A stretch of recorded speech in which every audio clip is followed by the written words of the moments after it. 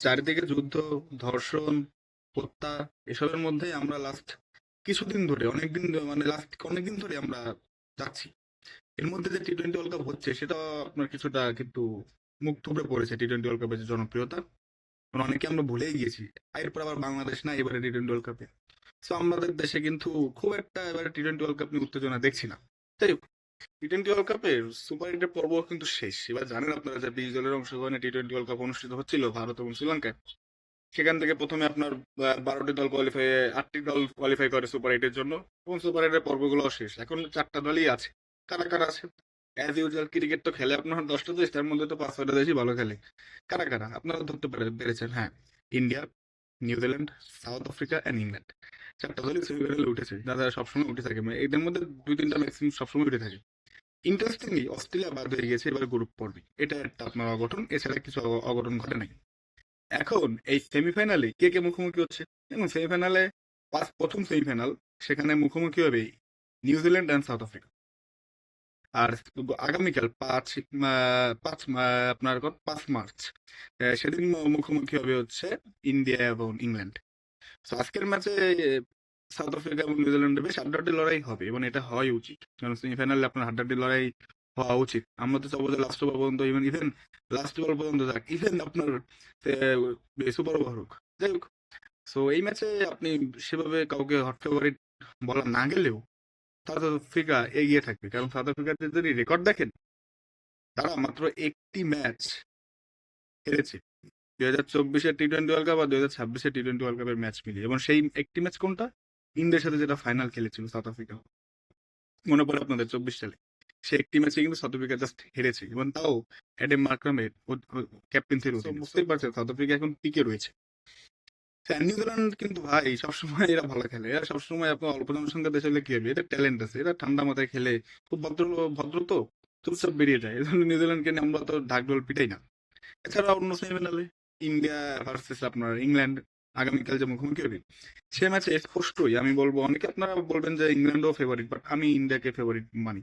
কারণ ইংল্যান্ডের বোলিং খুব একটা কঠিন কিছু না ইন্ডিয়ার জন্য।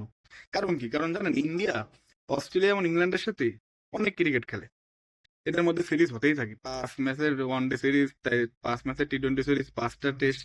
এজন্য এরা এদের সাথে না খুব পরিচিত। এজন্য আপনি 50-50 দিতে পারেন। বাট ইংল্যান্ডের যে বোলিং ভাই, সেটাকে বিশ্বাস করতে পারি না। আর ইন্ডিয়া এখন যে ব্যাটিং এ পিকে রয়েছে, ইন্ডিয়া তো সবসময় ব্যাটিং এ পিকে থাকে। সো ইন্ডিয়াকে আমি এগিয়ে রাখবো। এছাড়া ইন্ডিয়ার বোলিং কিন্তু বেশ টাফ। আপনি এখানে ইংল্যান্ডের প্লেয়ার হয়ে জাস্ট এসেই শট খেলবেন, সেটা হবে না।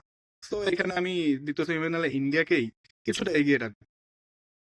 অ্যান্ড যেহেতু ক্রিকেট আপনার অনিশ্চয়তার খেলা এবং অনিশ্চয়তাই হওয়া উচিত খেলাধুলায়, খেলা তো ইন্টারেস্ট থাকে না, সেক্ষেত্রে বলা যাচ্ছে না যে কোন দুটা দল ফাইনালে উঠবে।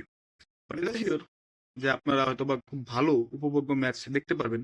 আর উপভোগ্য ম্যাচের দরকারও আছে, কারণ চারিদিকে যে প্রথমেই বললাম যে যুদ্ধ, অশান্তি, আপনার চাইল্ড অ্যাবিউস, দেন ধর্ষণ, মানুষের অভাব অনটন, এসবের মাঝে রাত্রে আপনার লিস্ট আমরা একটু চাবো যে যেন একটু ভালো ম্যাচ হয়, জমজমাট ম্যাচ হয়, আমাদের হার্টবিট যেন ফাস্ট হয়।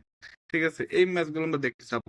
এক বেশি ম্যাচ কে বা দেখতে চাই? এটা ওয়ার্ল্ড কাপের জন্য খারাপ, এটা ওয়ার্ল্ড কাপের জন্য অবশ্যই খারাপ। এছাড়াও আর যে প্রথম ম্যাচ, সেটা আপনার হচ্ছে সেমিফাইনাল, সেটা কলকাতার ইডেন গার্ডেনে অনুষ্ঠিত হবে। জানেনই 1 লাখের উপরে বেশি যে সমর্থক উপস্থিত হয় কলকাতার ইডেন গার্ডেনে। এছাড়াও আগামীকালের যে সেমিফাইনাল, সেটা হবে মুম্বাইয়ের বিখ্যাত ওয়াংখেড়ে স্টেডিয়ামে। তো দুটাই হচ্ছে আপনার হাই র্যাঙ্কড ভেন্যু, এবং দুটাই হচ্ছে বিশ্ব ক্রিকেটের খুবই জনপ্রিয় ভেন্যু, ক্রিকেট ভেন্যু। কারণ ভারত যেহেতু ক্রিকেট প্রেমীর দেশ, আমাদের সাব কন্টিনেন্টে এরকম। আর যেহেতু ভারতের লোক সংখ্যা তো মাশাআল্লাহ অভাব নেই, 150 কোটির একটা দেশ, তো সেখানে আপনার উপস্থিতি থাকবে মানুষের, এটা বলার অপেক্ষা রাখে না। এট দ্য সেম টাইম, যে এই 4টা দলের মধ্যে যে দলই যোগ্য, তারা এবারে টি-20 ওয়ার্ল্ড কাপ জিতুক, এটাই চাই।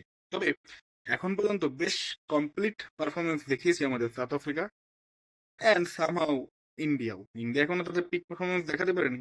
বাট ইন্ডিয়া কিন্তু আপনার এই পর্যন্ত তখন এসেছে, নক আউটে তারা ডেঞ্জারাস হয়ে উঠতে পারে। সো ইন্ডিয়াকে এখনো অনেকে বলতেছে যে এবারও তারা টি-20 ওয়ার্ল্ড কাপের জন্য hot favourite. But south Africa, ওই যে বললাম, সাউথ আফ্রিকা কিন্তু গতবার এই একটি ফাইনাল ম্যাচে হেরেছিল। So, সাউথ আফ্রিকাকে বাদ দিতে পারবেন না। তার একটা কমপ্লিট প্যাকেজ সাউথ আফ্রিকার টিমটা। ইংল্যান্ডের তো আপনার ১ থেকে ১১টা পর্যন্ত হচ্ছে ব্যাটসম্যান। সব ব্যাটসম্যান তাদের। সবাই ৬ মারতে পারে। আর নিউজিল্যান্ড হচ্ছে পুরাপুরি একটা ব্যালেন্স টিম। তো সেই একটা সেমিফাইনালের কাঠামো আমাদের সামনে উপস্থিত হয়েছে। তো দেখা যাক কি হয়।